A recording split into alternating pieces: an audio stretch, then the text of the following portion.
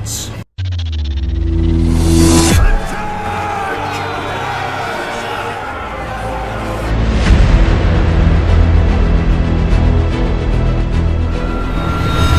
Heaven is mine!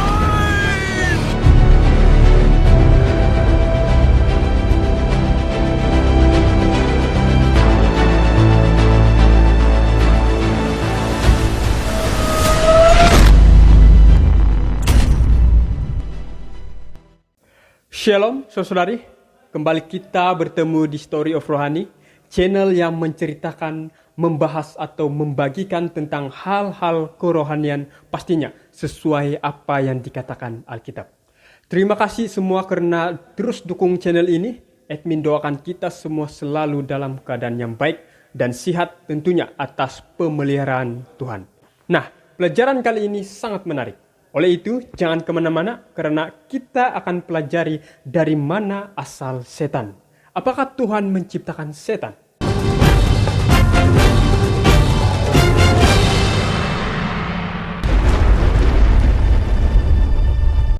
Saudara-saudari, kebanyakan orang di dunia telah terpedaya oleh kejahatan yang berhasil dengan cerdas mengatur kehancuran mereka, dan itulah pekerjaan si iblis atau setan. Akan tetapi banyak orang percaya bahwa iblis hanyalah pribadi simbolik dari kejahatan. Namun Alkitab begitu jelas menuliskan bahwa iblis atau setan ini nyata dan mewakili inti kejahatan yang sempurna. Dia telah menghancurkan keluarga-keluarga, gereja-gereja, bahkan seluruh bangsa. Dan dia berhasil meningkatkan imoralitas, kesengsaraan, penderitaan, kehancuran, dan dosa telah berhasil pada tingkatan yang sangat luar biasa.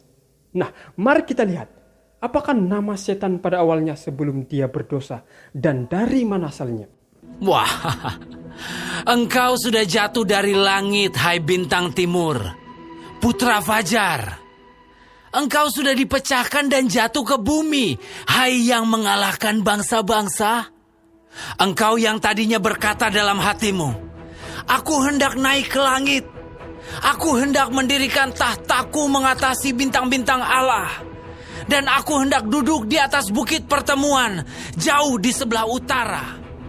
Aku hendak naik mengatasi ketinggian awan-awan, hendak menyamai yang maha tinggi. Sebaliknya, ke dalam dunia orang mati engkau diturunkan, ke tempat yang paling dalam di liang kubur.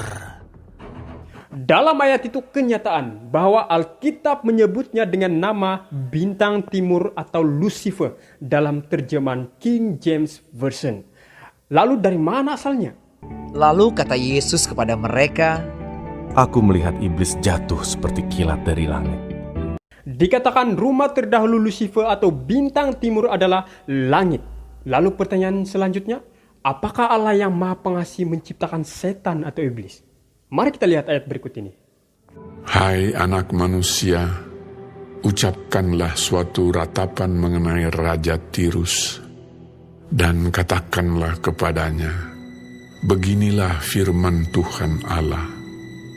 Gambar dari kesempurnaan engkau, penuh hikmat dan maha indah. Engkau di Taman Eden, yaitu Taman Allah, penuh segala batu permata yang berharga. Yaspis merah, krisolit dan yaspis hijau, permata pirus, krisopras dan nefrit, lazurit, batu darah dan malakit. Tempat tatahannya diperbuat dari emas dan disediakan pada hari penciptaanmu. Kuberikan tempatmu dekat kerub yang berjaga. Di gunung kudus Allah engkau berada dan berjalan-jalan di tengah batu-batu yang bercahaya-cahaya. Engkau tak bercelah di dalam tingkah lakumu sejak hari penciptaanmu sampai terdapat kecurangan padamu. Bila mana kita merenung ayat ini, sangat jelas bahwa Tuhan tidak menciptakan setan atau iblis. Karena Tuhan menciptakan malaikat yang sempurna. Jelas Lucifer adalah kerub yang berjaga dan pernah menjadi salah satu dari 2 malaikat tertinggi yang berdiri pada sisi kiri dan kanan takhta Allah. Tuhan itu raja, maka bangsa-bangsa gemetar. Ia duduk di atas kerub-kerub, maka bumi goyang. Jadi dia boleh dikatakan malaikat yang sangat dimuliakan, dihormati, dan dihargai pada awalnya. Kecantikannya sempurna dan kecerdasannya membangkitkan rasa hormat. Makhluk yang mempersona. Kitab suci juga menyatakan bahwa kebijaksanaan dan bakat yang dia miliki tiada taranya. Lalu, apa yang menuntun Lucifer kepada dosa? Engkau sombong karena kecantikanmu. Hikmatmu kau musnahkan demi semarakmu. Ke bumi kau kulempar, kepada raja-raja engkau kuserahkan menjadi tontonan bagi matanya. Engkau yang tadinya berkata dalam hatimu, "Aku hendak naik ke langit. Aku hendak mendirikan tahtaku mengatasi bintang-bintang Allah. Dan aku hendak duduk di atas bukit pertemuan, jauh di sebelah utara. Aku hendak naik mengatasi ketinggian awan-awan, hendak menyamai yang maha tinggi." Alkitab mengatakan yang menuntun Lucifer kepada dosa adalah sombong. Hikmatnya dimusnahkannya, hendak mendirikan takhta, hendak menyamai yang maha tinggi. Jadi dapat kita lihat kebanggaan, ketidakpuasaan, dan keinginan untuk memegahkan diri sendiri bangkit dalam hatinya. Lucifer menjadi cemburu dengan kekuasaan Tuhan yang tertinggi. Bahkan dia sangat berharap entah bagaimana untuk menggeser Tuhan dan kemudian menuntut agar semua menyembahnya.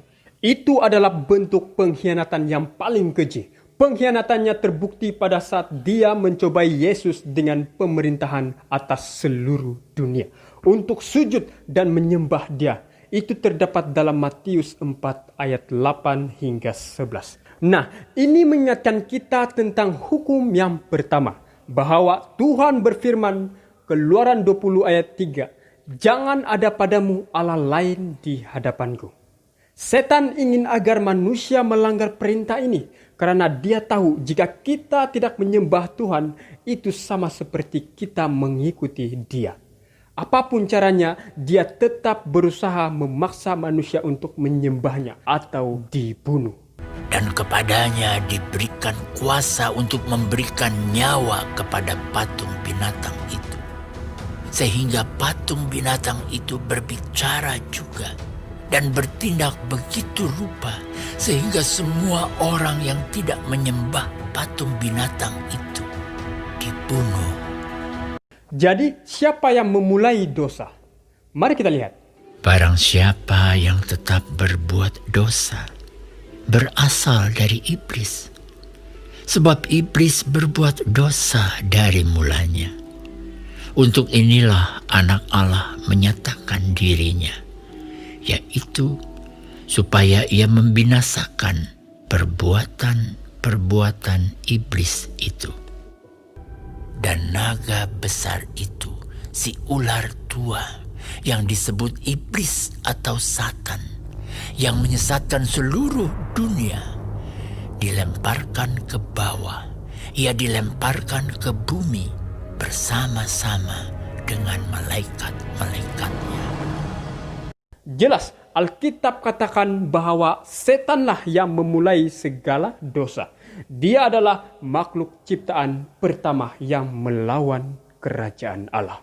Lalu, apakah konsekuensi dari pemberontakan setan? Mari kita lihat. Maka timbullah peperangan di sorga. Mikael dan malaikat-malaikatnya berperang melawan naga itu, dan naga itu dibantu oleh malaikat-malaikatnya, tetapi mereka tidak dapat bertahan. Mereka tidak mendapat tempat lagi di sorga. Melalui ayat ini dapat kita lihat bahwa Lucifer memenangkan dukungan dari sepertiga malaikat dan menyebabkan pemberontakan di surga. Itulah peperangan kosmik terbesar yang pernah terjadi. Lalu, apa yang terjadi? Tuhan tidak mempunyai pilihan lain selain harus mengusir Lucifer beserta pengikut-pengikutnya untuk menjamin kedamaian dalam kerajaan Tuhan. Setelah mengusirnya dari surga, Lucifer disebut dengan setan, musuh, dan iblis, pemfitnah, dan malaikat-malaikatnya disebut dengan iblis. Setelah diusir, di manakah markas besar setan saat ini? Dan bagaimana perasaannya terhadap manusia? Maka bertanyalah Tuhan kepada iblis, Dari mana engkau? lalu jawab iblis kepada Tuhan, Dari perjalanan mengelilingi dan menjelajah bumi. Karena itu bersukacitalah, hai sorga, hai kamu sekalian yang diam di dalamnya. Celakalah kamu, hai bumi dan laut, karena iblis telah turun kepadamu dalam geramnya yang dahsyat, karena ia tahu bahwa waktunya sudah singkat. Saudara dan saudari, melalui pelajaran kali ini mengingatkan kita kembali bahwa setan sangat membenci manusia yang diciptakan serupa dengan gambar Allah. Dia tidak dapat menyentuh Tuhan, karena itu dia menunjukkan kebenciannya melawan anak-anak Tuhan. Dia penuh dengan kemarahan, pendusta, kejam yang tujuannya adalah untuk menghancurkan Anda dan dengan demikian menyakiti Tuhan. Sadarlah dan berjaga-jagalah. Lawanmu si iblis berjalan keliling sama seperti singa yang mengaum-aum dan mencari orang yang dapat ditelannya. Terima kasih karena Anda meluangkan masa untuk mendengar firman Tuhan. Bertemu lagi kita di video seterusnya. Tuhan memberkati kita. Amin.